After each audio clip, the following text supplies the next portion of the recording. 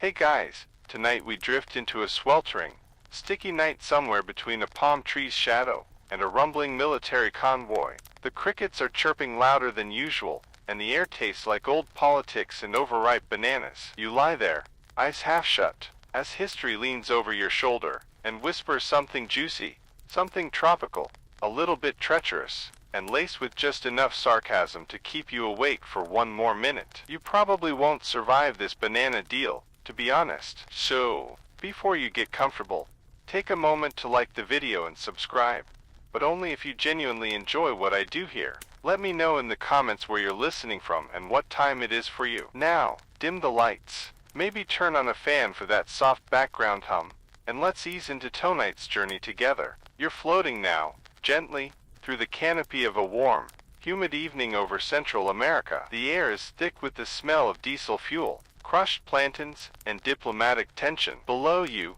jungles, sugarcane fields, and ports bustling with crates of bananas so neatly stacked they look like gold bars for pirates with potassium deficiencies. At first glance, it all seems harmless enough. A banana's just a banana, right? Harmless, delicious, kind of mushy when overripe. But these bananas, they're geopolitical grenades. And right now, in the early 20th century, you're about to learn how the fruit sitting on your kitchen counter became the reason nations were invaded, governments collapsed, and the U.S. military basically turned into the customer service arm of American business. You hover over Guatemala first, then sweep east toward Honduras. It's not just the weather that's hot here, it's ambition. Back in the U.S. things were booming, industries were thriving, railroads slicing through prairies, and boardrooms echoing with bold voices hungry for more. But you can only carve up so much of your own land before your fingers start twitching towards someone else's, especially when that land has tropical soil and cheap labor. The U.S. government, draped in the stars and stripes, tells its people it's all about stability, trade, and protecting American interests. But tonight, you're lying next to the truth, and it smells suspiciously like cigar smoke and economic imperialism. That's the bedtime scent of empire building. And this empire, it's not built with muskets and flags. No, it's built with bananas, barges, and backroom deals. The Monroe Doctrine, written way back in 1823, is quietly humming in the background of every move the U.S. makes. It was supposed to keep European powers out of the Americas, but now, it's a velvet excuse for Uncle Sam to nose around in other countries' business. We're just here to help, they say, flashing a smile and unloading troops. It's the diplomatic version of showing up at your neighbor's barbecue and taking over the grill. You settle into a deeper stillness, imagining the first time a U.S. company sees the raw potential of Central America's lush green chaos. The soil, rich beyond belief. The climate, perfect for bananas. The people, well, let's just say, the wages are low, and the resistance is scattered. It's a capitalist tropical dream. One such dreamer is Minor Keith. Yeah, that's his real name. Sounds like the quiet guy in your book club. But in reality, he's laying railroad tracks across Costa Rica like he's designing his own monopoly board. He's not just building transportation, he's building a future fruit empire. Every rail laid is a promise of profits, and soon he's exporting bananas like they're going out of style. Spoiler, they're not. Americans are obsessed. By the late 1800s, bananas are the avocado toast of their time. And then comes United Fruit Company. Not so much a company as a shadow government with a fruit budget. These folks don't just move bananas. They move borders, elections, even armies if necessary. If United Fruit wants it, odds are it happens. You can't even sneeze near a plantation without one of their lawyers handing you a cease and desist. Their headquarters in Boston might be cold and gray, but their reach stretches all the way down to steamy docks in Nicaragua, Honduras, and Guatemala. Here's your first fun science fact of the night. Bananas are technically berries. Yep, strawberries aren't. Bananas are. Welcome to fruit chaos. The U.S. notices this rise of fruity power, and says, we better get involved. Not because they care about agriculture. They care about access, profit margins, and keeping Europe out of the Western Hemisphere's cookie jar. They send in the Marines, not to fight a war, exactly, but to protect American lives and property. Translation: make sure nobody messes with the banana shipments, or those lovely railroad lines that tie everything together like a bow on a colonial gift box. You drift over a dock where stevedores, barefoot and sunburnt, load crate after crate of green bananas onto steel-hulled ships. The work is hot, repetitive, and underpaid. Overhead, company managers sip chilled drinks and talk politics. That's the banana war in one scene. Sweat down below, strategy up top. Quirky tidbit time. United Fruit had a private phone line connecting its Central American offices directly to the U.S. State Department. That's right.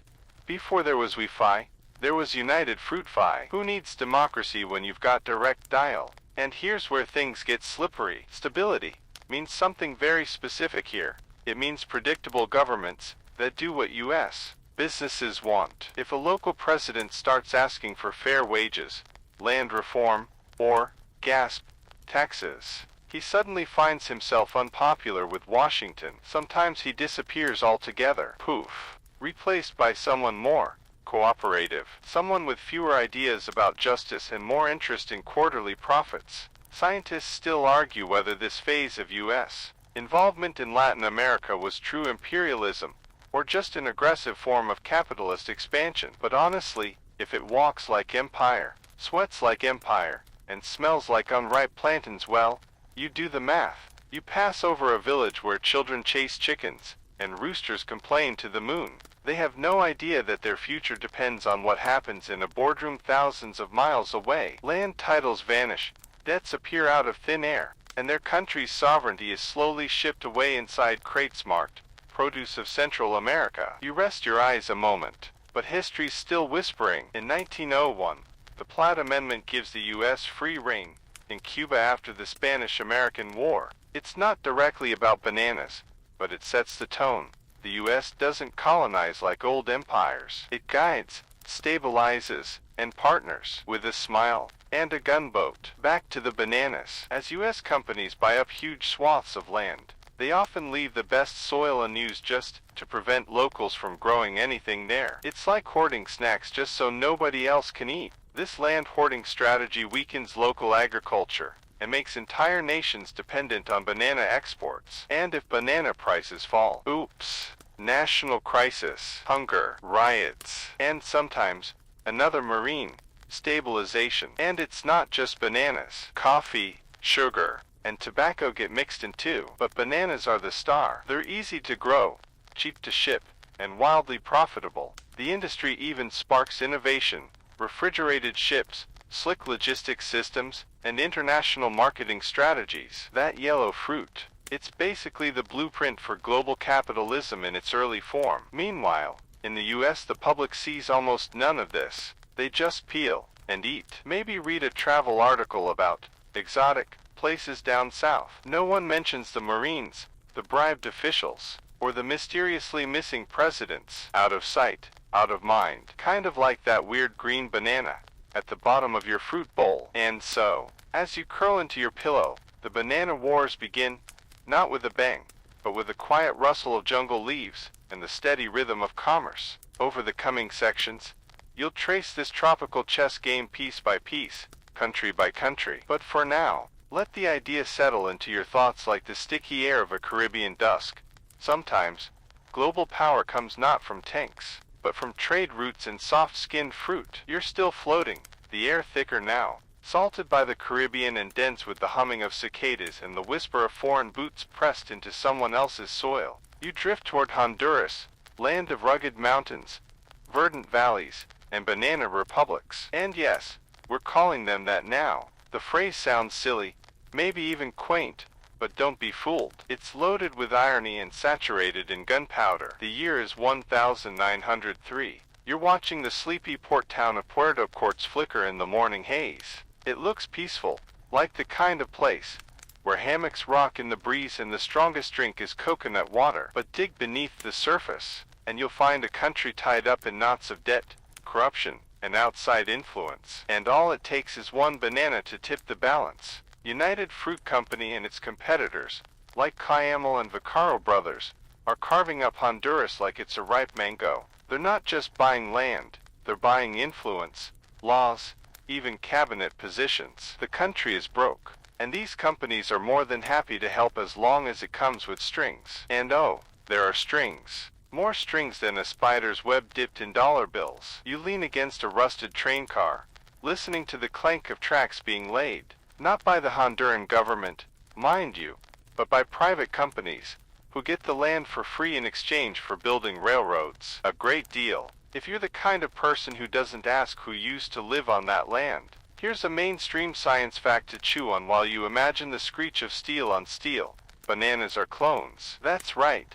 Most of the bananas you eat are genetically identical, usually of the Cavendish variety. That's efficient for business, but terrible for biodiversity. One disease can wipe them all out. Spoiler alert, that'll be a problem later. Back in Honduras, you watch politicians swap alliances faster than soccer teams trade jerseys. And when elections get dicey, in come the Marines, like clockwork, to protect American lives and property. It's starting to sound familiar, isn't it? The U.S. isn't here for tourism. They're here to ensure that banana exports keep flowing, that strikes don't break out, and that the right kind of president stays in office. You picture a diplomat sipping bourbon on a steamer deck, mumbling about stability, while privately thinking, God help us if the workers ask for weekends off. Now here's your quirky tidbit of the night.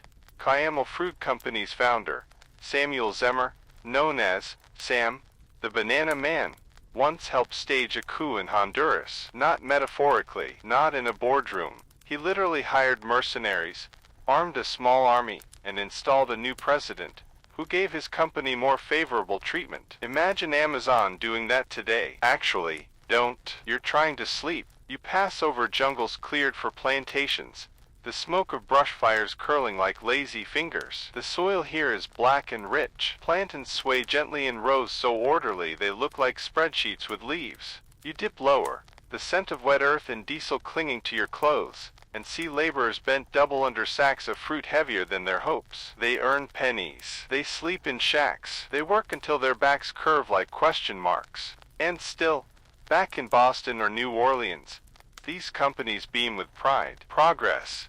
They call it development, maybe even destiny. Scientists still argue whether the workers who toiled on these plantations were victims of neocolonialism or merely caught in the crossfire of rapid economic development. Either way, you wouldn't want their job.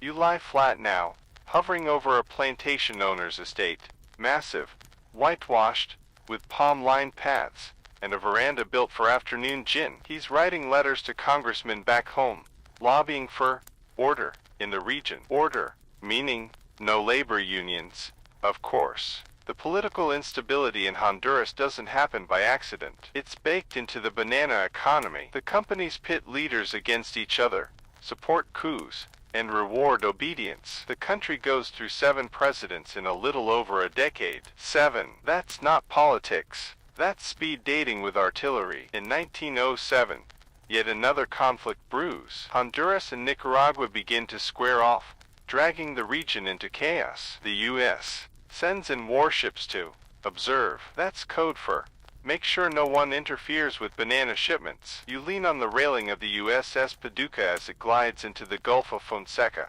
and you hear officers joke about fruit patrol. But behind the humor, there's a sharp edge. They know they're pawns in an economic game, but they've got the uniforms and the firepower. By 1911, Samuel Zemmer is tired of politics slowing down his business, so he goes all in. He backs a Honduran general named Manuel Bonilla, who gets kicked out of power, then reinstated with the help of Zemmer's private army. Bonilla wins. Cayamo wins. Honduras, well, let's just say their national motto, Should Bin, brought to you by corporate sponsorship. And here's a callback for you. Remember Miner Keith from Costa Rica? His company merges with Zemmer's, and United Fruit becomes a titan, so powerful, it's nicknamed El Pulpo, the octopus, because it has its tentacles everywhere. Land, labor, law, even love letters to the State Department. The railroads, which should be connected cities and people, mostly connect plantations to ports. They aren't for Hondurans, they're for bananas. You imagine sitting in a half-built station, watching a train thunder past without stopping, carrying fruit and profit out to sea. You wait for the next one. It never comes. And still the bananas grow. Workers slice them off in neat green bunches, place them in crates lined with newspaper, and load them onto refrigerated ships bound for New Orleans, Mobile, and Tampa. The fruit ripens on the way, yellowing just in time to hit the market shelves. Perfect, efficient, cold. Here's your fringe science tidbit. Some researchers believe the early rise of the banana in American diets influenced broader consumer trends, helping introduce the idea of exotic health food long before the kale and quinoa crowd arrived. Imagine that, bananas as the original superfood trend. And now you drift back to the fields. A rainstorm lashes the canopy. Workers press banana leaves over their heads. The mud is thick, the air smells electric, and for a moment, the world slows. This is the human cost.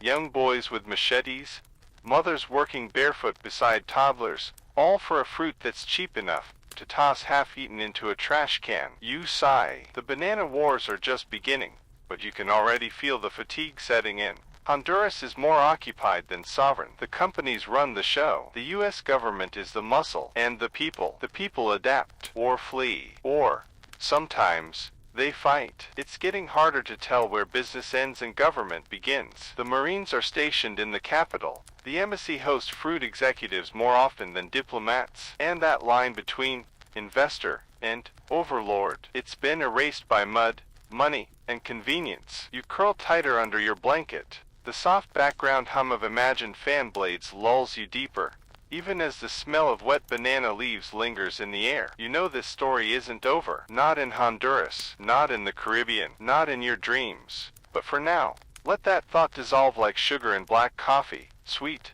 bitter, and slightly addictive. You barely shift before you're pulled toward the low, humid coast of Nicaragua. The sky hangs heavy, clouded with the scent of salt and wet soil. You're drifting now above blue fields, a sleepy port with wooden shacks on stilts, where English mingles with Spanish and Creole hums in the background like a lullaby. It's 1912, and you're about to watch another page turn in the banana wars, one where gunboats cast shadows longer than palm trees. The situation, if we're being honest, is messy, but when you zoom out and squint a little, it all boils down to one thing: money. Well, technically, debt. Nicaragua owes a lot of it. And guess who they owe it to? American banks. That's right. Banks like Brown Brothers and J.P. Morgan are starting to take a very personal interest in Latin American politics. Because when the checks bounce, the Marines land. You hover above the Leon Cathedral. Bells toll, and the streets below bristle with tension.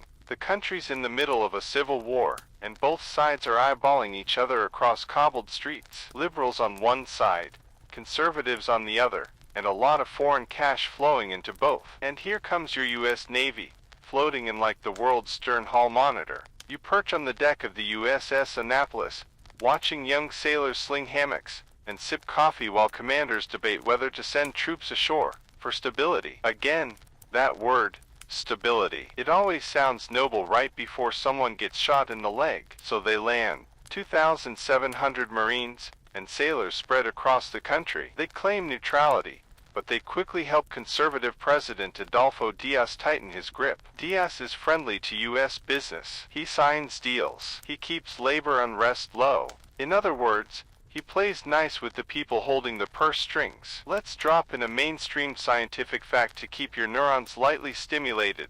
The isthmus where Nicaragua sits is geologically unstable, prone to earthquakes and volcanic activity. In fact, Lake Nicaragua is one of the few freshwater lakes in the world that hosts bull sharks, who can survive in both salt and fresh water. You imagine one swimming silently beneath a banana boat, plotting a revolution of its own. Now, back to politics. The U.S. protects the Nicaraguan government, but their actions scream occupation. Marines guard customs houses and tax offices. They help run the railway. American banks restructure the national debt and gain control over Nicaraguan finances. At this point, you're not so sure if this is assistance or just very polite imperialism with good branding. You watch a group of U.S. engineers surveying land for a potential canal route, because yes, before the Panama Canal stole the spotlight, Nicaragua was seriously considered. Some even lobbied for a giant waterway right through Lake Nicaragua. It didn't happen, obviously, but the idea lingered like a forgotten tab at a bar. Meanwhile, you coast over the banana plantations, Less prominent than in Honduras, but still vital. American companies quietly expand their land holdings, pushing local farmers onto smaller and poorer plots. You picture an old farmer standing in his cornfield, watching a line of soldiers pass, wondering how his beans got caught in a game of global finance. Here's your quirky tidbit of the night. In a moment of pure marketing genius, or madness, an American engineer once proposed detonating volcanoes in Nicaragua with nuclear bombs to aid canal construction. Not kidding. That idea, filed decades later under "maybe not," is now part of the lore of how not to use science. As you glide over Masaya volcano, the air smells faintly of sulfur and old gods. The crater glows at night, and locals whisper legends of spirits and sacrifice. Marines stationed nearby joke it's hell's back door, but they still peek in, wide-eyed and a little too reverent. Even the invaders respect the land in moments like this, though not enough to stop looting artifacts now and then. Scientists still argue whether U.S. intervention in Nicaragua created long-term political dependency, or simply delayed the inevitable emergence of homegrown stability. Either way, what's clear is that Washington began treating Nicaragua like a backyard shed, useful, messy, and always in need of tools from home. By 1914, the U.S. signs the Bryan Chamorro Treaty. It gives America exclusive rights to build a canal through Nicaragua and leases military bases near the coasts. Nicaraguans don't get to vote on it. It's approved by Diaz's government, but protests erupt. You hover above university courtyards, where students chant, wave handwritten signs, and occasionally duck behind overturned carts when soldiers crack down. Back on the street, whispers of a new name begin to surface. Sandino, not yet a leader, just a boy from Niconahomo, watching the changes with burning eyes. He'll come back later, with a vengeance. You hover now inside a dim cantina, walls sweating with humidity. A group of American businessmen clink glasses, toasting to order, while locals sweep banana leaves off the floor. The radio crackles. Jazz from New Orleans spills out like a cultural ink blot, mixing with guitar strings and distant thunder. Meanwhile, American soldiers train the Nicaraguan National Guard, forming the bones of a force that will shape politics for decades. They talk about freedom and sovereignty, but the training manuals are in English and the orders, let's be honest, aren't exactly homegrown. And here's a callback. Remember Sam Zemmer from Honduras? He's keeping an eye on Nicaragua too. He wants to make sure the flow of bananas remains smooth, unchallenged, and maximally profitable. His networks extend here too, through trade ports and quiet bribes. You wonder how one man could pull so many strings with nothing but ambition, a few ships, and a borderline criminal disregard for sovereignty. Nicaragua, by this point, is no longer a chessboard. It's a warehouse full of stock options and sugar bags, with a few democratic labels slapped on the crates. And yet, you see children kicking a ball in the street, elders sipping sweet coffee on porches, and poets scribbling verses by candlelight. Life goes on, defiantly, stubbornly, beautifully. You drift upward as the sun rises over the Pacific, glinting off the barrels of rifles and the backs of banana leaves. There's a surreal symmetry in it all, industry and occupation, revolution and routine, a rhythm, soft and constant, like the lull of a fan you keep on just for the sound. And here's your fringe fact before you nod off deeper. Bananas actually emit radiation, not enough to worry about, but enough that they're used as a unit of measurement for radioactivity. Yes, really, it's called the banana equivalent dose. So the next time someone complains about the microwave, just hand them a bunch of bananas and walk away like a legend. You close your eyes. You've seen a country sliced open for debt repayment. You've watched bankers become puppet masters, and soldiers pretend to be saviors. And Nicaragua endures, through storms, through invasions, through the bitter aftertaste of someone else's progress. For now, let that truth settle like ash in an old cathedral. Warm, heavy, quiet. Your breath slows as you float west, gently crossing the turquoise stretch between Nicaragua and Honduras, past cloud-covered valleys and coffee-sweetened winds. You're heading to El Salvador now. Not a headline name in the banana wars, but oh, it plays its part. This is the moment the wars start to spill beyond bananas and into something murkier, into revolution, class wars, and the seeds of a long future in flames. It's the early 1930s, and you arrive to find the country bracing for something it doesn't quite understand. You drift over San Salvador, its cathedral flanked by modest government buildings, all humming like stage sets waiting for the show to begin. Except this won't be a comedy. The mood is thick, like the scent of rain-soaked earth before a lightning strike. Now, you're not here for a banana monopoly this time. El Salvador isn't as juicy a fruit as Honduras or Nicaragua, but it has coffee, mountains and mountains of it, grown by peasants, harvested for pennies, sold to the world for profit. Sound familiar? You hover over fincas, those grand estates clinging to hillsides, like feudal kingdoms with barbed wire. American and European investors stroll through the rows in linen suits,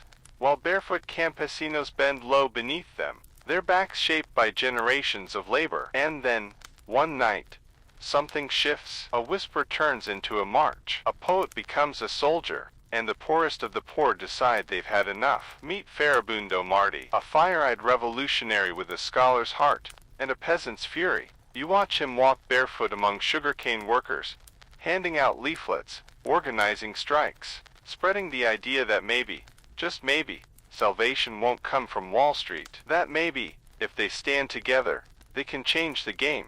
He's arrested, of course, released, exiled, and then he comes back again, this time with a plan. You feel the pressure building like a volcano underfoot. Marty and other activists stage an uprising in western El Salvador. Thousands rise, armed with machetes. They storm towns and military outposts, chanting slogans, demanding land, dignity, and an end to foreign control. It's messy, chaotic, and for a few hours, successful. But then, like a wave crashing against a seal, the government responds. You hover over the countryside as troops flood in. Airplanes circle overhead. Yes, airplanes. A new addition to the banana wars took it, while machine guns rattle like iron drums. And in what becomes known as La Matanza, the massacre, somewhere between 10,000 and 30,000 indigenous peasants are slaughtered. The numbers are still debated. Some were revolutionaries, most weren't. But that didn't matter. Anyone who looked like they might support Marty was targeted. Anyone who spoke Nahuatl, wore traditional clothing, or questioned the old order was erased. Scientists still argue whether the event was a genocide or a brutal suppression. Either way, you feel the grief like a blanket of smoke. The mountains don't echo for days. The birds fall quiet. And Farabundo Marti, executed by firing squad, his body stiffens in the dawn chill, but his name refuses to die. Decades later, guerrilla fighters will adopt it as a badge of defiance. But that's a story for another sleepy night. You drift over lakes and sugarcane fields now stained with history. El Salvador, while not as deeply occupied by U.S. Marines as Nicaragua or Haiti, was no less shaped by foreign interests. American companies didn't need boots on the ground here. They had the banks, the railroads, and the comprador elites to enforce their will. In other words, they outsourced their empire. Here's your scientific fact to stir the brain fog. The coffee plants growing across El Salvador's highlands rely on a delicate balance of volcanic ash and altitude. The ash enriches the soil, making it one of the best coffee-growing regions in the world. Ironically, the same volcanoes that fuel life also threaten it. You drift up beside one now, Ilamadipic. It sleeps under a blue sky, but deep inside it simmers. Just like the people, just like the country. And here's your quirky tidbit to keep things delightfully strange. In the 1930s, a Salvadoran general once ordered palm trees to be planted upside down along a highway as a warning to anyone who considered defying the government. This is what happens when you rebel, he said. The trees, of course, died, but the metaphor rooted itself into the national subconscious. Now, take a moment. Think of all the quiet houses you float over,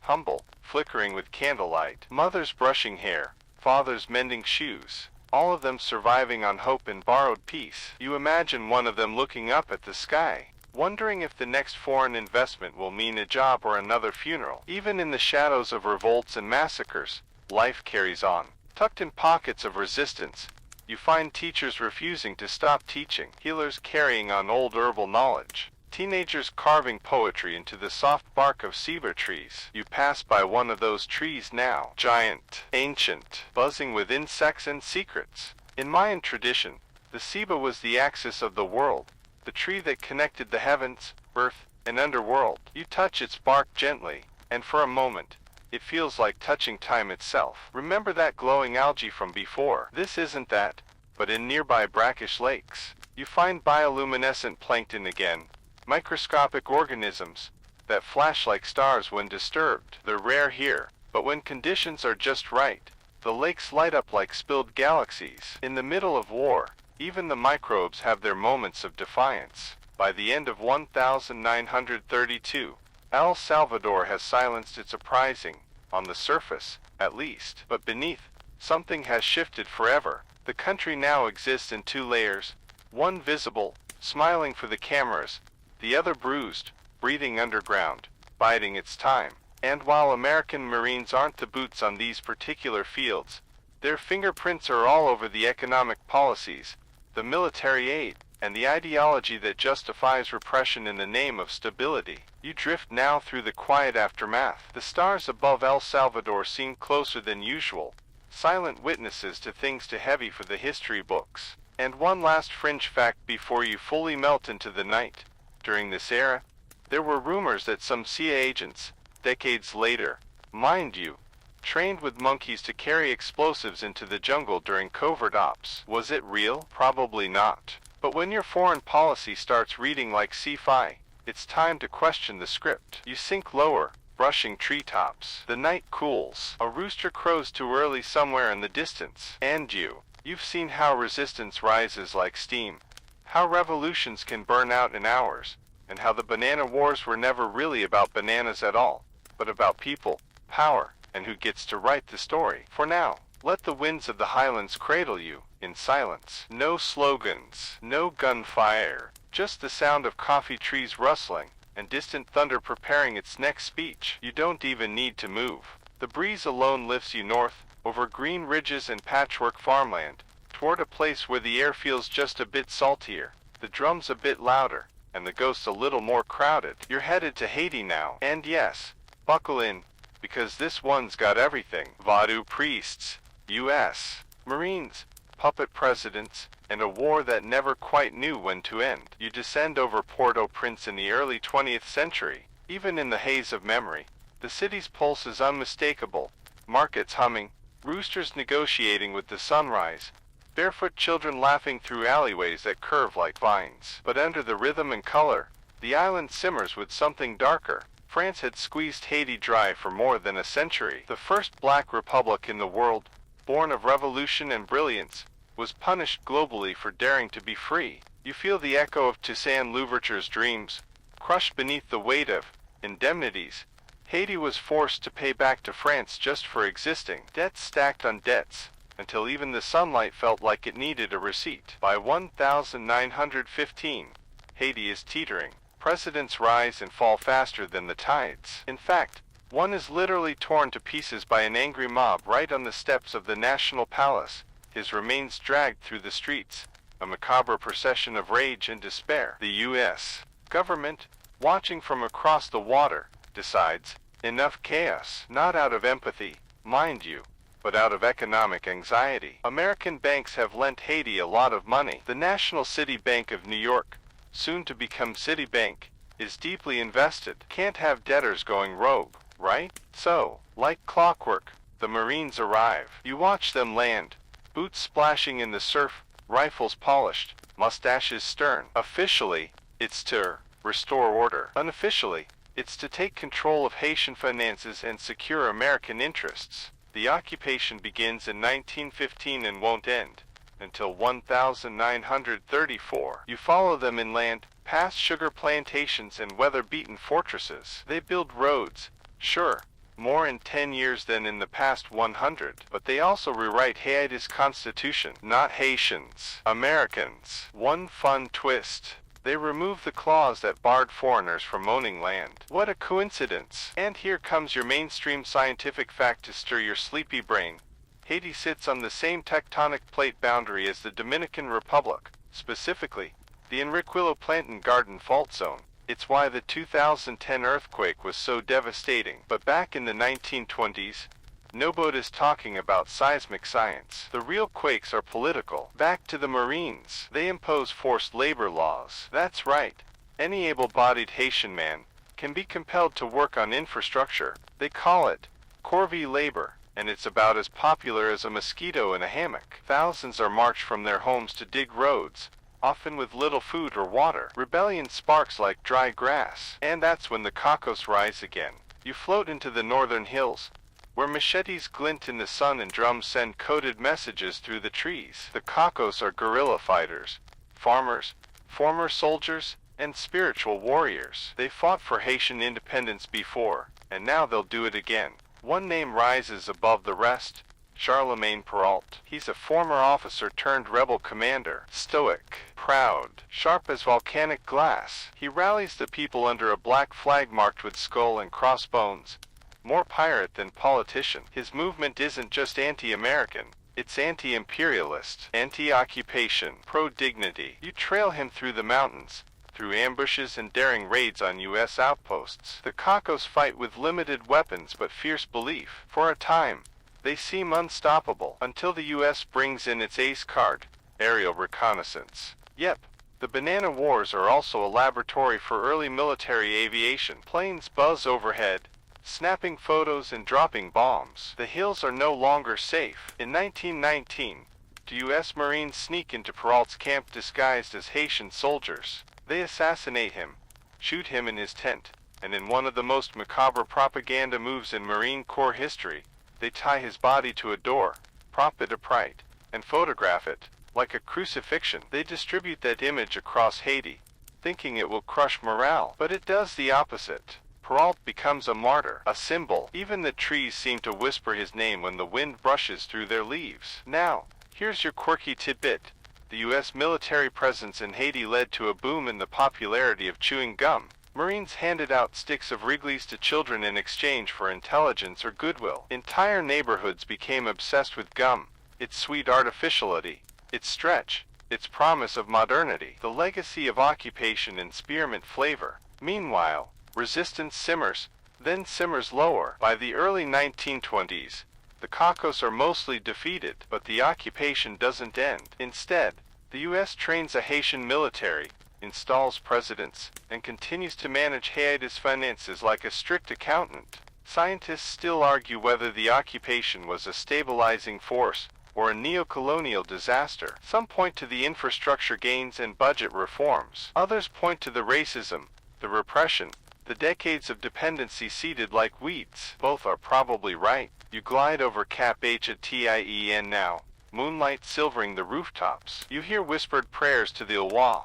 the spirits of Vadu, echoing from candlelit ceremonies deep in the countryside. Contrary to Hollywood cliches, Vadu isn't about curses or zombies. It's a rich, complex spiritual system that blends West African traditions with Catholicism. It kept culture alive when bullets couldn't. And speaking of zombies, you knew this was coming. Your final fringe fact: the idea of the zombie, as it entered Western pop culture, was born during the U.S. occupation of Haiti. American soldiers and journalists returning home spoke breathlessly about voodoo magic and Walking Dead slaves. What they misunderstood, deliberately or not, was that the zombie wasn't a monster. It was a metaphor for slavery, for control, for a soul stolen from its body and made to serve. You drift past old sugar mills and abandoned outposts. Somewhere below, an old drum beats in slow time, and you realize something.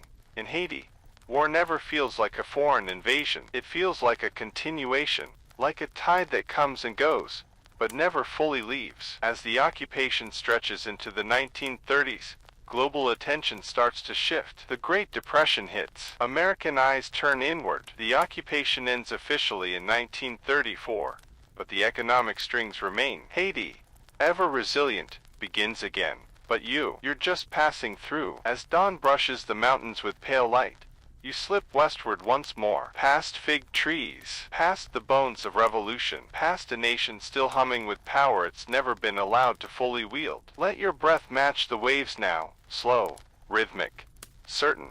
The past doesn't sleep, but you can. The ocean cradles you gently as you drift farther west, away from Haiti's haunted hills and into waters that once carried sugar, gunpowder, and silent tension. You're heading to Nicaragua now, a land strung with volcanoes, stitched with rivers, and burdened with the weight of being perpetually strategic. The clouds above you hang low and wide, casting soft shadows over banana groves and jungle paths. You're about to touch down in a country that never got a break, mostly because bigger powers wouldn't let it. Nicaragua in the early 20th century is like a live wire draped over a puddle. It sparks with revolution, betrayal, and the sharp scent of gun oil. In 1912, the United States intervenes again, not with whispers this time, but with boots, ships, and those unmistakable khaki uniforms. They say it's to protect American lives and property, but as you float into the port town of Corinto, you can see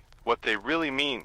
Protect the banks, the banana exports, and that ever-tempting dream of a canal that might have been dug here instead of Panama. You pass by steamships hissing on the coast, belching black smoke like irritated dragons. The Marines unload in perfect lines, their packs heavy and orders heavier. They come to support a Nicaraguan president named Adolfo Diaz, a man not exactly known for his charisma. He's friendly to U.S. business, though, and that's more than enough. Opposing him, a colorful cast of revolutionaries, intellectuals, and, you guessed it, banana workers fed up with foreign meddling. You float along behind railroad cars rattling with American fruit and Nicaraguan frustration.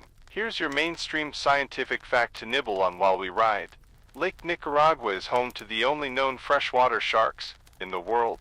Bull sharks, to be precise. They travel from the ocean up the San Juan River, then settle in the lake like retirees with a taste for inland living. So yes, even the lakes here bite. Back to the humans. In 1927, the banana wars in Nicaragua reached their fever pitch, and you meet one of the most electric figures in the entire saga, Augusto Cesar Sandino. He's not a general by training. He's a mechanic, a thinker, a man of small stature but with a revolutionary soul that could set forests on fire. When U.S. Marines back another Nicaraguan government, Sandino says nope. He takes to the hills with a band of loyalists, farmers, and miners, forming the Ejercito Defensor de la Soberanía Nacional, the Army for the Defense of National Sovereignty. Rolls right off the tongue. You follow Sandino into the Segovian highlands, where mist clings to pine needles, and rebel fires flicker under starlight. His guerrilla campaign is messy, bold, and defiantly poetic. He doesn't try to match the Marines blow for blow. He dances between them like smoke, hits supply lines, ambushes patrols, vanishes. And here comes your quirky tidbit.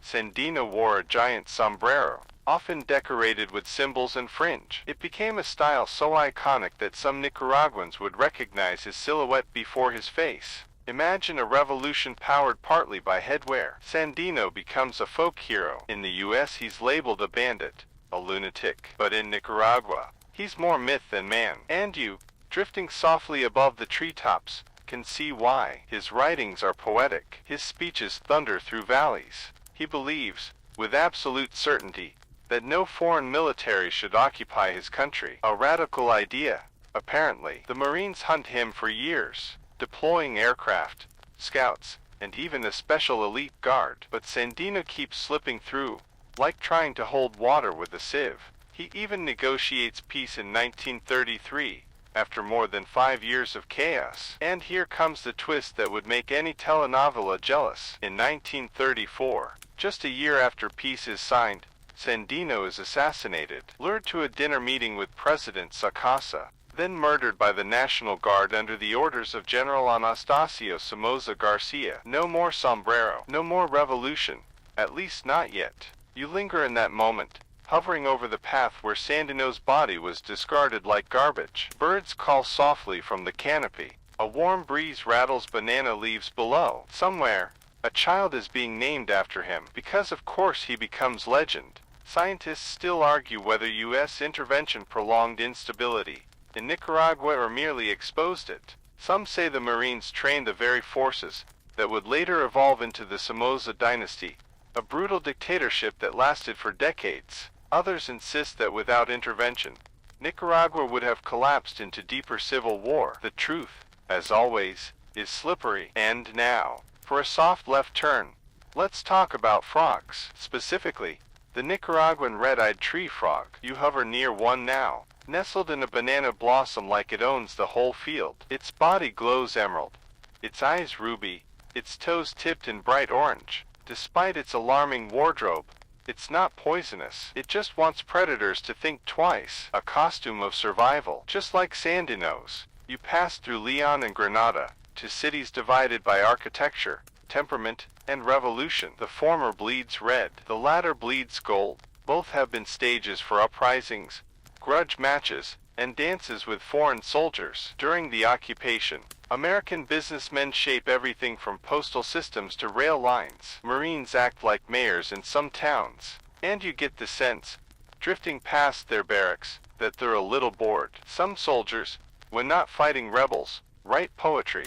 Others start baseball leagues with the locals. Because yes, baseball spreads like wildfire wherever the Marines go. It's part of the cultural residue they leave behind: bats, gloves, and outfield gossip. You linger near a diamond in Managua. Kids laugh and slap gloves. Behind them, old men sip coffee and swap stories about the occupation. You hear one of them murmur that even empires have a bedtime. Yours might be approaching before you doze off completely. Here's one final fringe flavor for your brain. In the 1920s, an American inventor proposed a massive zipline system across Nicaragua as an alternative to building a canal. His prototype used cables and gravity-fed cars. It never got off the ground, literally, but somewhere in a dusty patent drawer, the dream still hangs, like a hammock between absurdity and ambition. You pull back from Nicaragua now, up, over Lake Managua, past the glowing eyes of bull sharks still circling in the dark. You breathe in the scent of diesel and dust, mango and smoke. You've seen rebellion born in banana groves, justice betrayed over dinner, and a nation reshaped by men who didn't speak its language. But there's more to this storm of sand and steel. Your next stop, a jewel of jungle and coastline where companies wear crowns and dictators dance with diplomats. Close your eyes if you need. The boat sails at its own pace. Your journey continues, not by train or truck this time, but by easing into the thick breath of jungle air as you coast over the Caribbean, toward a narrow isthmus you've seen on maps 1,000 times, always the thinnest slice between oceans, always overlooked except when someone wants something from it. You're heading into the tangled drama of Honduras, a place that doesn't make the headlines often, but in the banana wars, it's one of the central players. Not for its revolutions exactly, but for being the chessboard everyone else wants to play on. Below you now, dense forests pulse with hidden heat. Parrots shriek from the canopy. Vines curl like serpents along the trunks of ceiba trees. From above, the land looks calm, peaceful, even. But don't let that fool you. This place is where empires and corporations stage some of their most subtle invasions. You're drifting into the original Banana Republic. And yes, that term isn't just a store at the mall. It came from here. Honduras, in the early 20th century, is the prototype, a country whose politics, economy, and fate were twisted around the long, green fingers of banana corporations. You float down near the coast, toward the towns of La Ceiba, Tela, and Puerto Cortes, where boats arrive not with tourists, but with executives, guns, and rail parts. 3 American companies are carving up the land like it's a ripe avocado: United Fruit, Standard Fruit, and Cayamel Fruit. If you think it's just about agriculture, think again. These companies wield more power than some governments. They own railways. They operate their own ports. In some places, they even issue their own currency. You glide alongside a train clattering through banana plantations, miles and miles of eerie, perfect rows. The workers below you swing machetes rhythmically, a metallic whisper rising with the morning fog. Many of them are native Hondurans. Others are Caribbean laborers, imported to work long hours for low wages, in a system that leaves little room to breathe. Their pay, often company scrip, fake money only good at company stores, where prices are set by guess who. Here's your mainstream science snack: bananas are technically berries. That's right, botanically, they're closer to grapes than strawberries. Meanwhile, the banana tree, not even a tree, it's a giant herb. Try slipping that into a fruit salad conversation, and see who blinks first. As you hover near the rail depot in Tela, you watch the banana trains roll in. They're chilled, tightly timed, and loaded with green fruit that will ripen in transit. The logistics are impressive, by today's standards, even, but the cost isn't just financial. Honduran governments during this time are fragile, easily bought, and often reshuffled based on which company they favor. You settle into a moment in 1911. Camel fruit, led by the ambitious Sam Zemmer,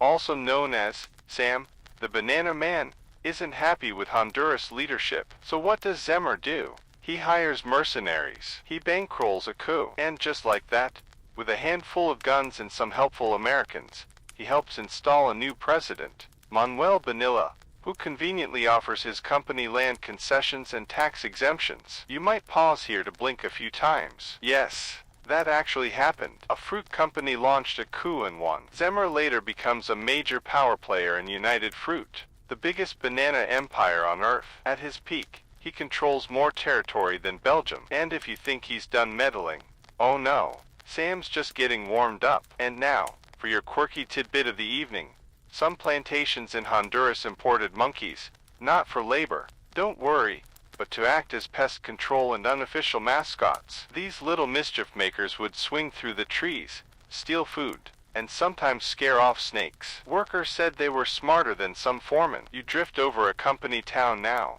where houses are painted identical beige and sit in perfect lines like soldiers at rest. American managers live in two-story homes with porches. Local workers sleep in barracks, crowded and sweltering. The town has schools, churches, even a cinema, all owned by the fruit company. It looks idyllic until payday, when workers realize their wages barely cover the overpriced food at the only store in town, which, surprise, is also owned by the company. And if they strike, well, let's just say the railroad police are very good at making noise disappear. You hear a soft argument below, two men debating in Spanish. One curses the company, the other shakes his head. They give us work, he mutters. Without them, there's nothing. That tension, between survival and resistance, hangs in the air like humidity. You can taste it. Scientists still argue whether American corporate involvement in Honduras delayed the country's development, or laid the groundwork for future infrastructure. Some historians credit the banana companies with building hospitals,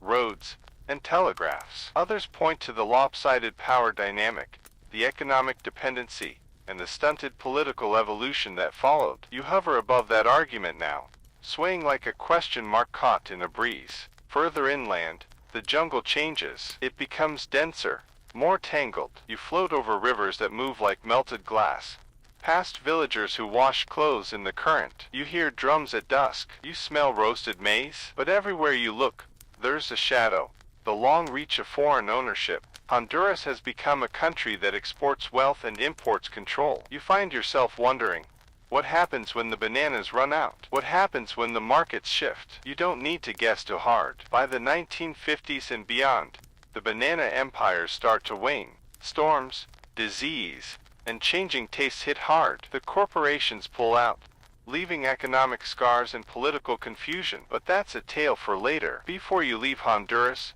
one last image.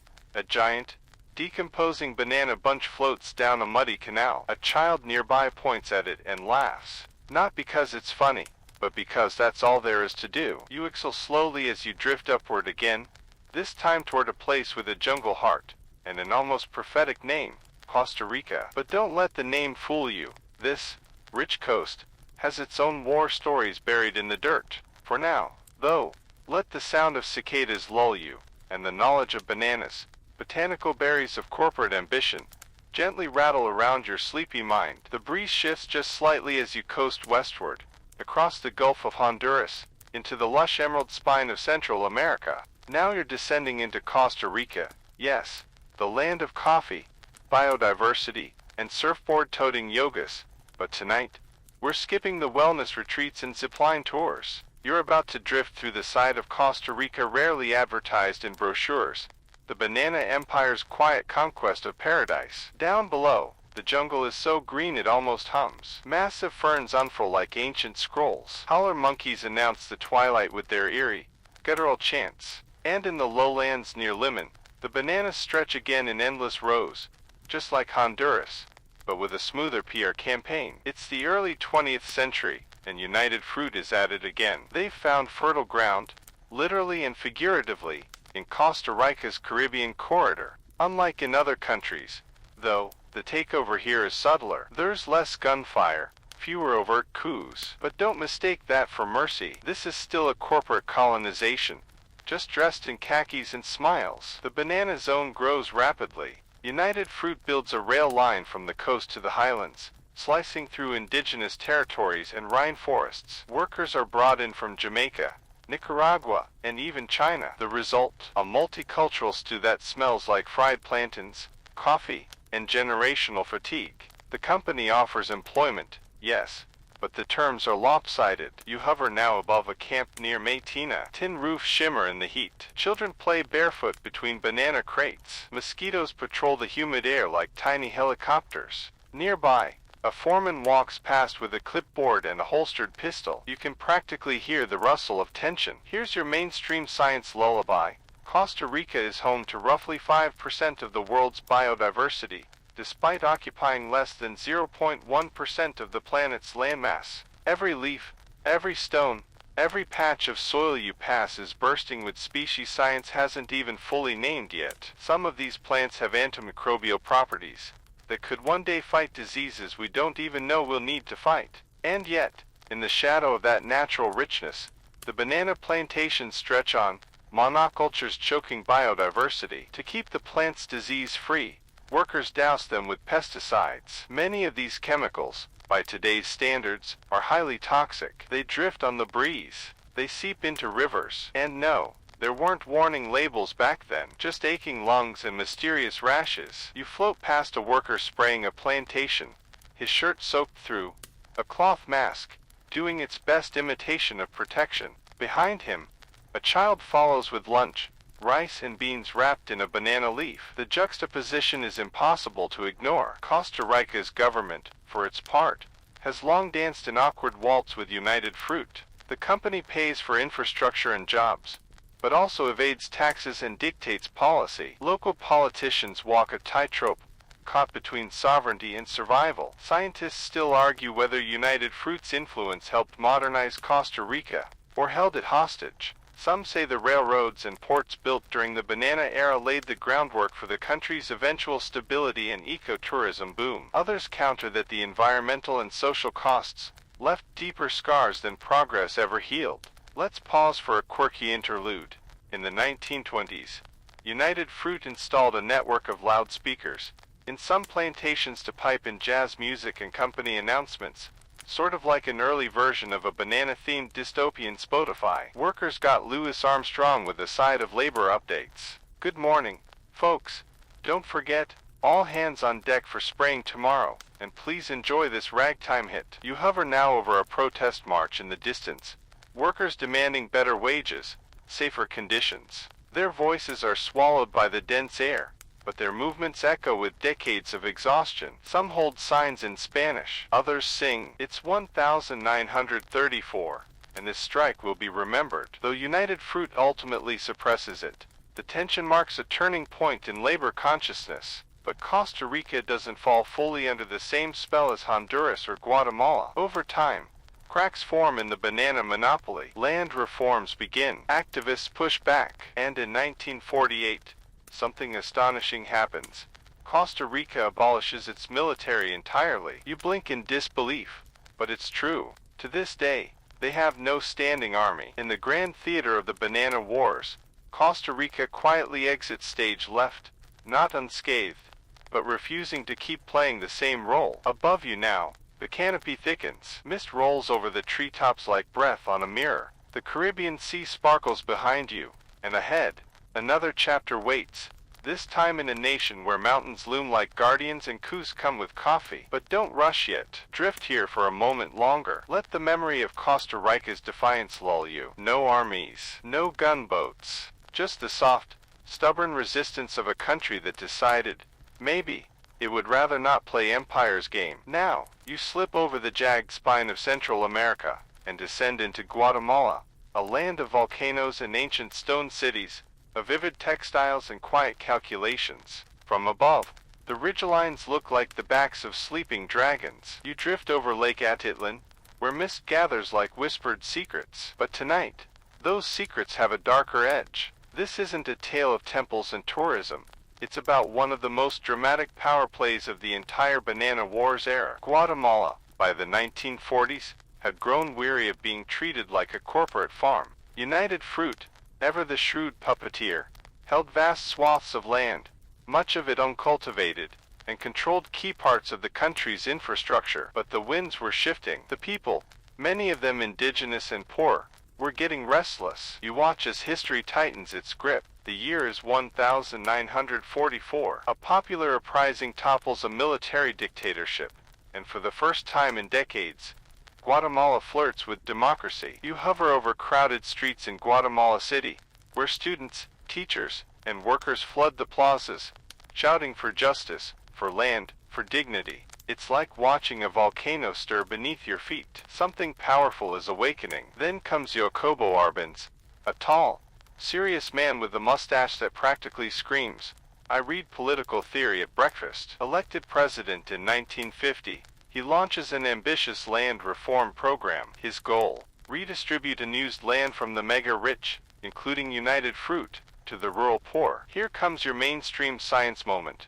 Guatemala's highlands are rich with volcanic soil, which, due to its high mineral content, makes it some of the most fertile land on Earth. This is why the region could produce not just bananas, but also coffee, maize, and a spectrum of crops that nourished entire communities long before corporations arrived with profit spreadsheets. Under Arbenz's agrarian reform law, landowners were compensated based on the declared tax value of their unused land. This detail is important. United Fruit had, for years, massively undervalued its land to avoid taxes. Now, that tax value was coming back to haunt them. Naturally, they didn't take it well. What followed was not a war in the traditional sense. No armies marching in formation, no declared battles, but a Cold War chess match played with coups and cable traffic. You drift now into the smoky backrooms of Washington, D.C., where United Fruit executives whisper into the ears of powerful men. They claim Arbenz is a communist threat. They say he's inviting the Soviets into the Western Hemisphere. The CIA, already edgy from Cold War jitters, listens closely. And here's your quirky tidbit. Two high-ranking U.S. officials involved in orchestrating the eventual coup, Secretary of State John Foster Dulles and CIA Director Alan Dulles, had both worked for the law firm that represented United Fruit. Yes, the banana connection ran all the way to the Oval Office. So in 1954, Operation Success is launched. It's a covert CIA operation, not with soldiers but with psyops, propaganda, and just enough armed backing to tip the scales. You watch from the clouds as leaflets flutter over Guatemalan villages, dropped from planes. They warn of an impending invasion. Fake radio broadcasts report rebel victories. Panic spreads faster than any banana shipment. Scientists still argue whether Arbenz posed any real threat to U.S. interests or whether the coup was primarily to protect corporate profits. The documents declassified decades later tell a murky tale of fears, finances, and manipulation. Arbenz resigns,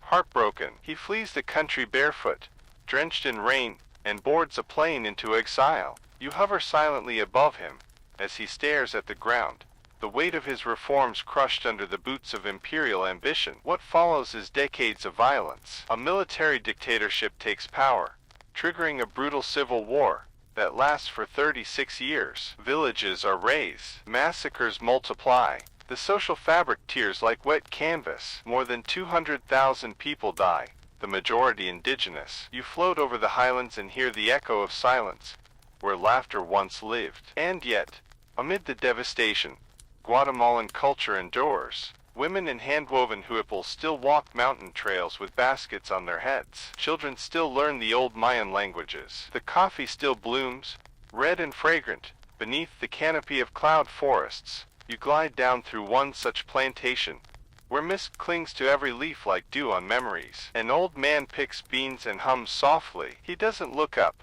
but you feel the heaviness in his shoulders, like he remembers everything, even what can't be spoken. In this place, history doesn't march forward.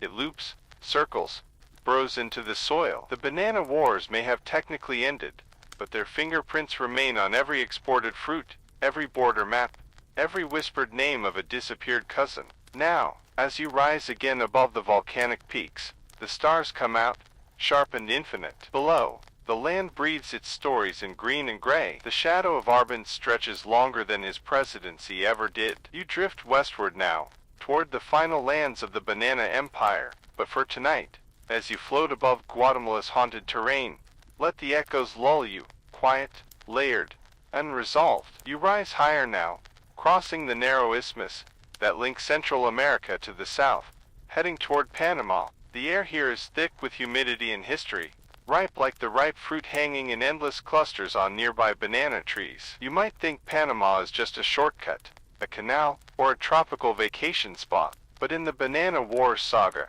it's a crucial stage, where the stakes grew even higher. Politics, economics, and empire collided with the force of a hurricane. As you glide over the city of Colon, you feel the pulse of a port town that never truly sleeps. Massive freighters dock and unload yellow cargo, bound for the United States and Europe. Cranes clank rhythmically, while dockworkers shout instructions over the roar of diesel engines and seagulls. You're reminded that every banana you've ever peeled likely passed through one of these docks. The early 20th century in Panama is a whirlwind of ambition. The United States, freshly victorious from the Spanish-American War, wants control over a new canal, a shortcut between oceans that will reshape global trade. To do that, the U.S. supports Panama's separation from Colombia in 1903. You imagine the tense negotiations, the whispers, the promises made in shadowy rooms. United Fruit plays a key role, too, not just as a fruit company,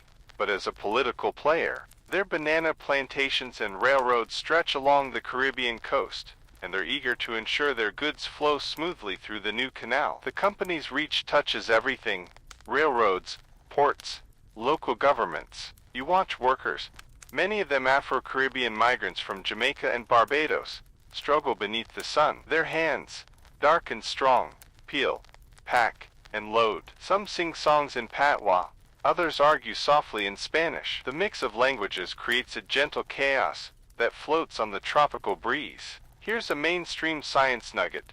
The Isthmus of Panama is a geological marvel. It formed about 3 million years ago, connecting North and South America, and triggering major shifts in ocean currents. These changes altered global climate patterns, and even influenced the evolution of species on both continents. So, every banana shipped here comes from a land that played a starring role in Earth's own history. Yet the human story is less smooth. United Fruit's dominance means local workers endure harsh conditions, meager pay, and limited rights. Labor unrest bubbles beneath the surface, occasionally exploding into strikes and riots. A quirky detail floats your way. In 1928, the Banana Massacre occurs when Colombian troops open fire on striking workers demanding better pay and conditions for United Fruit. Though it happened just north of Panama, the event sent shockwaves through the region and inspired Gabriel Garcia Marquez's novel 100 Years of Solitude. So, yes, the ghost of the banana haunts literature as well as history. Scientists still argue whether the environmental damage caused by early 20th century banana plantations in Panama was reversible, or permanently altered the Caribbean coastal ecosystems. The monocultures displaced mangroves, changed soil chemistry, and reduced biodiversity, with consequences that ripple to this day. You glide down now to a plantation near the town of Chongnola. The air smells thick with banana blossoms and rotting leaves. Workers sweat under woven hats, cutting stalks with machetes, their muscles moving rhythmically, almost like a dance. Nearby, a child chases a stray chicken, laughter light in the humid air. The canal, meanwhile, is a symbol of power and progress, but also of exploitation. U.S. control means local voices are sidelined, their concerns muted by dollar signs and engineering feats. The Panama Canal Zone becomes a quasi-colony within the country, a place where American laws, currency, and culture dominate. You drift higher to see the skyline of Panama City glittering at dusk, a modern metropolis built on a foundation of colonial dreams and corporate empires. The banana trade might not be the city's main story anymore, but its shadow is long and deep. You close your eyes for a moment and imagine the layers of history buried beneath your flight path. The indigenous peoples who thrived here long before bananas arrived, the Afro-Caribbean workers who shaped the plantations, the corporate titans who bent nations to their will. And as you float gently over Panama, the last major stronghold of the banana wars, you begin to sense the end of an era, a slow shift from corporate militarism toward independence, labor rights, and environmental awareness. But those changes will take time. For now, you inhale the humid air one last time, the scent of earth, sweat, and ripe fruit mingling in the breeze. The story of bananas and empires is far from over, but tonight, the chapter closes here, under a tropical sky scattered with stars. From the shimmering Caribbean coast of Panama, you now glide westward, crossing the dense, humid jungles and winding rivers into Costa Rica, a land that, unlike many of its neighbors, will eventually chart a different course. But in the early 20th century, Costa Rica's own banana wars story is just beginning to unfold, threaded with ambition, foreign influence, and quiet resistance. The landscape rolls out beneath you, a patchwork quilt of lush green rainforests, misty mountain peaks, and endless plantations that hum with the drone of cicadas and the soft rustling of banana leaves. You sense the tropical heat pressing down, the air thick and fragrant with the scent of moist earth and blooming orchids. Costa Rica, often known today for its biodiversity and peaceful politics, was not always so tranquil. At this time, the United Fruit Company wielded enormous power here, owning much of the fertile land along the Caribbean coast. Their railroads sliced through the jungle, carrying bananas from plantation to port, connecting this small country to the voracious appetites of the global market. The people working these plantations are a mix of local farmers and Afro-Caribbean laborers, who had migrated from Jamaica and the English-speaking islands in search of better opportunities. Their languages and customs mingle in the humid air, creating a unique cultural tapestry, rhythms, dialects, and food traditions blending in subtle harmony. You descend toward the port city of Limon, a bustling hub where ships laden with fruit wait patiently, bobbing on gentle waves. Dockworkers shout orders, and the smell of salt water mixes with the earthy aroma of freshly cut bananas. You feel the pulse of commerce and the weight of corporate power, hanging heavy in the humid breeze. Let's pause here for a mainstream science fact. Costa Rica's tropical rainforest is among the most biologically diverse places on the planet. With over 500,000 species, it's a living library of life. Yet the expansion of monoculture banana plantations has historically put enormous pressure on this delicate ecosystem, replacing vibrant jungles with vast, uniform fields of a single crop. The loss of biodiversity here echoes loudly through the centuries. Yet beneath this corporate sheen, tensions simmer. Workers often live in squalid conditions, far from their families, paid low wages, and exposed to the harsh chemicals used in banana farming. Occasionally, strikes and protests erupt, met with forceful responses from company guards or local authorities. Here's a quirky tidbit. In the 1930s, banana workers in Costa Rica started using radio broadcasts to communicate and organize across vast plantation networks, a primitive but effective early form of worker solidarity. Imagine, in the middle of a jungle, radios crackling with calls for fair treatment, a kind of secret language over the airwaves. Scientists still argue whether the chemical fungicides and pesticides used in these plantations during the banana wars caused irreversible damage to both human health and the environment. The debates continue today, as Costa Rica balances its ecological ambitions with economic realities. As you float over the plantations, you hear the distant sound of marimba music, a cultural echo from Afro-Caribbean communities, soft and soothing against a mechanical backdrop. Children play in shaded clearings, their laughter a fragile melody amid the heavy machinery and corporate logos. You drift higher to see the grand hotels and tourist spots rising near the Pacific coast, Costa Rica's future as a peaceful, eco-friendly haven just beginning to take shape in the distance. But tonight, the story remains tied to the banana, the golden fruit that fueled both dreams and despair, wealth and inequality. In Costa Rica, the banana wars are a complex tale of nature's beauty, meeting the grinding gears of capitalism. You float away, the humid night wrapping around you, like a warm blanket. Somewhere, a rooster crows, a dog barks softly, and the jungle seems to exhale. Leaving Costa Rica behind, you now drift northwest toward Nicaragua, a land of volcanoes, lakes, and a history as tumultuous as the storms that batter its coasts. Here, the banana wars intertwine with political upheaval, foreign intervention, and the dreams of a nation struggling to define itself. The landscape below is dramatic. Volcanoes like Cerro Negro and Malmatamo rise sharply, their peaks sometimes veiled in wisps of smoke. You sense the tension in the air, not just from nature, but from human conflict. The scent of ash mixes with tropical foliage, a sharp contrast that reminds you that both Earth and history here can erupt without warning. At the heart of this story is the United Fruit Company. Yet again, they own vast swaths of land along Nicaragua's Caribbean coast, plantations stretching toward the water where fruit ships dock. But unlike some neighbors, Nicaragua's political scene is unstable, with coups, rebellions, and U.S. military involvement shaping its course. You glide over Bluefields, a coastal town that serves as a key port for banana exports. The streets hum with life, vendors shouting, boats bobbing in the harbor, children chasing chickens, and the smell of fried plantains mingling with salty sea air. A mainstream science fact floats through your mind.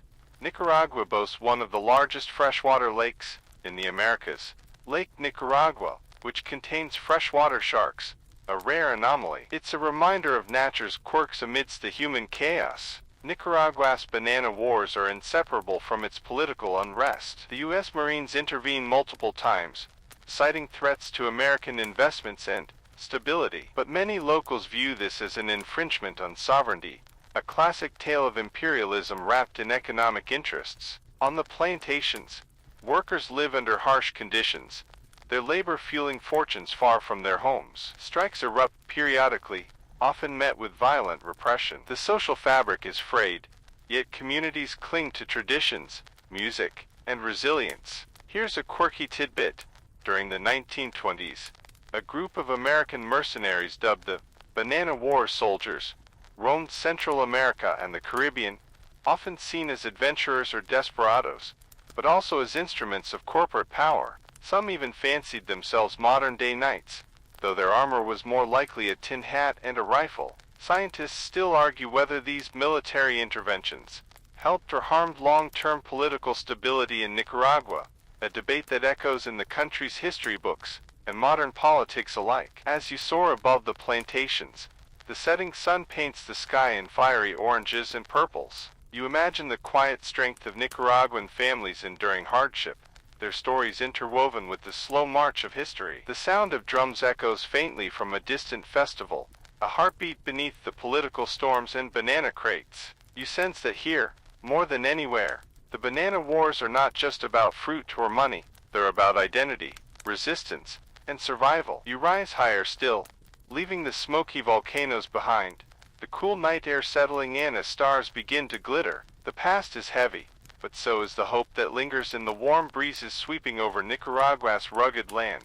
You shift course now, heading into the heart of Honduras, where the jungle canopy spreads thick and green, broken only by the narrow ribbon of railways, cutting through the wilderness like veins feeding the sprawling banana plantations. Honduras, often dubbed a banana republic, wears its label like a heavy cloak, one stitched by foreign corporations, military interventions, and the constant push-pull of local power struggles. Below, the heat presses down, heavy and unyielding, like the weight of history. The air buzzes with insects and the distant hum of machinery from the banana processing plants. The scent of wet earth, ripe fruit, and gasoline fills your senses, a strange cocktail of nature and industry. You float over Puerto Cortes, a vital port on the Caribbean coast, where ships loaded with bananas prepare to sail for the global market. The docks are alive with activity, workers shouting, crates stacking, and the occasional whistle blowing, cutting through the humid air like a sharp breath. Honduras' story in the banana wars is one of corporate dominance and political instability. United Fruit, Standard Fruit, and other companies control vast tracts of land and influence local governments. Their railroads and ports shape the economy, but at a cost: political corruption, social unrest, and the marginalization of workers. A mainstream scientific fact anchors this scene. The Honduran Mosquito Coast, near where you hover, is home to some of the world's most pristine tropical rainforests, filled with unique flora and fauna. Yet, the expansion of banana plantations has fragmented these habitats, affecting biodiversity and ecological balance. Within this tension, workers, mostly indigenous and Afro-Caribbean communities, endure harsh labor. Their pay is low, and their rights limited. Strikes flare up sporadically, sometimes violently suppressed by company militias or military forces. A quirky tidbit surfaces. In the early 1900s, the Honduran banana industry was so powerful that the country's president was rumored to be selected more by corporate executives than by voters. Some joke that the president's first job interview was with a banana company manager rather than a political party. Scientists still argue whether Honduras' dependence on banana exports hindered the development of a diversified economy, locking the country into a cycle of poverty and instability, a debate that continues among economists and historians today. You drift inland, over small villages nestled between the jungle and plantations. The local markets burst with color, fruits, handmade crafts, and the aroma of spicy food. Children run barefoot through dusty streets, their laughter a fragile contrast to the looming corporate presence. As the sun sets behind distant hills, the warm glow filters through palm leaves, casting dancing shadows. You catch the faint strains of Grafuna music, a vibrant cultural heritage blending African, indigenous, and Caribbean influences. Honduras banana wars are more than an economic story. They are a tale of culture, resilience, and the complicated dance between power and people. You rise slowly into the dusk, the stars beginning to twinkle faintly overhead. The day's heat fades, replaced by a gentle nighttime breeze carrying the scent of salt and earth. And somewhere, deep in the jungle, a lone howler monkey's call echoes, a reminder that life pulses on, stubborn and enduring. Your journey now carries you south to Guatemala, where the thick jungles and towering volcanoes loom over a land shaped by ancient civilizations and modern conflicts alike. Here, the banana wars have etched themselves deeply into the fabric of society, mixing with indigenous struggles, foreign intervention, and the push for economic dominance. From above, you see the sprawling plantations hugging the Caribbean coast, where United Fruit's influence is especially strong. The company's railroads snake through the forest, carrying the lifeblood of the economy, bananas, to the waiting ships. The smell of tropical rain and ripening fruit mingles with the occasional sharp tang of engine oil and smoke. Guatemala's history is a complicated one. The land has seen centuries of indigenous culture, Spanish conquest, and in this era, a steady encroachment of foreign capital that often clashes with the local population's needs and rights. The banana wars here become a backdrop for political upheaval, coups, and civil unrest. The workers in these plantations often live in company towns, where housing, stores, and schools are controlled by the banana companies. Their lives are circumscribed by corporate rules, and many struggle to make ends meet despite the wealth their labor creates. The lush landscape hides a simmering tension between exploitation and survival. Let's pause on a scientific note. Guatemala's tropical forests are home to the quetzal, a bird with brilliant green and red plumage that symbolizes freedom to the indigenous Maya people. These forests, rich in biodiversity, have been impacted by deforestation to make way for plantations, a transformation that affects both wildlife and local climate patterns. A quirky fact bubbles up. During the banana wars, some plantation towns had their own banana trains, with peculiar schedules, often delayed by weather or sabotage, leading locals to joke that the trains ran on island time, a phrase still used today to mean relaxed or unpredictable timing. Scientists still argue whether the presence of United Fruit and similar companies ultimately destabilized Guatemala's political institutions, or whether internal factors played a larger role, a debate that touches on the complex interplay of economics, culture, and power. As you drift over the highlands, the scent of coffee and pine trees replaces the salty air. Villages dot the hillsides, where indigenous communities maintain traditions despite pressures from modernization. Children play with handmade toys, and elders speak stories under the stars. The sun sinks behind the volcanoes, casting a fiery glow that reflects off the placid waters of Lake Izabal. The evening air cools, carrying the sounds of crickets and distant music, a quiet reminder of life's persistence amid turmoil. Guatemala's banana wars are a tapestry of contrasts, beauty and brutality, culture and commerce, hope and hardship. As night falls, you feel the weight of history and the soft promise of tomorrow mingling in the tropical breeze. You continue your journey south, crossing into El Salvador, a land smaller than its neighbors, but packed with its own stories of conflict and resilience during the Banana Wars era. The rugged terrain here is punctuated by volcanoes, fertile valleys, and a coastline kissed by the Pacific Ocean's salty spray. From your aerial vantage, the patchwork of farmland sprawls beneath you, where coffee and sugar plantations dominate more than bananas. Still, the Banana Wars ripple effect touches El Salvador, especially through regional politics and economic pressures, linked to the fruit companies operating nearby. You notice the contrast between the bustling port of Acajutla and the quieter mountain villages nestled among verdant slopes.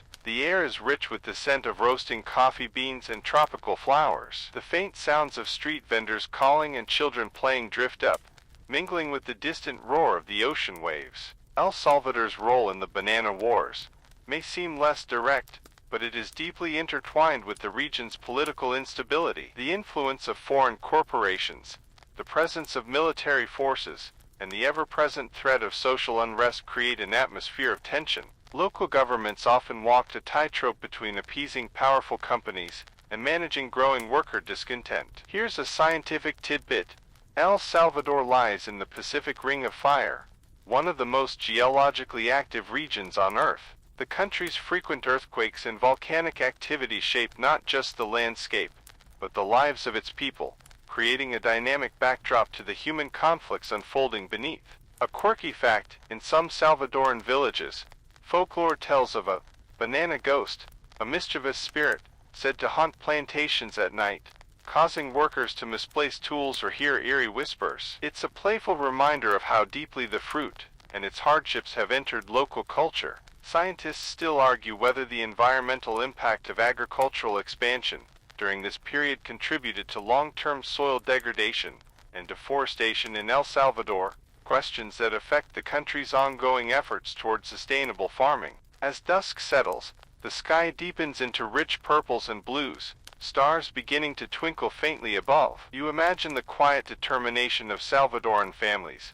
their stories woven into the larger regional tapestry of struggle, hope, and endurance. The ocean breeze cools the warm night air, carrying with it the distant calls of night birds and the soft rustle of palm fronds. The Banana Wars may have left scars, but here, life continues, resilient, vibrant, and quietly defiant. You drift higher, the land below growing dim as darkness spreads its gentle veil. The hum of insects fades, and the world seems to exult, a soft lullaby for a restless region, finally at rest for the night. You've traveled far tonight, through lush jungles, smoky volcanoes, and sun-soaked plantations, carrying stories heavy with history and the quiet resilience of countless lives. Now, as you settle deeper into your space, the weight of those distant struggles begins to soften. Feel the slow rhythm of your breath, steady and calm, like the gentle sway of palm leaves under a midnight breeze. The whispers of tropical forests, the hum of distant insects, and the faint murmur of ocean waves fade into a soothing background hum, wrapping around you like a soft blanket. The stars above, silent witnesses to centuries of change, blink gently, their light steady and reassuring. Imagine the warm, humid air settling softly on your skin, the faint scent of ripe bananas mingling with earth and rain, reminders of life's persistence even in the toughest of times. History's sharp edges blur into quiet reflections, and the tumult of the Banana Wars drifts away like a distant tide. Allow your mind to slow, each thought easing into the next, carried on a soft current of peace. You are here, safe and steady, cradled by the night and the soft murmur of this story's end. Now, with each breath, let your body and mind sink further into rest, the world growing still, calm, and tender. The night holds you gently, the past and present, merging into a peaceful dreamscape. End of script. Sweet dreams.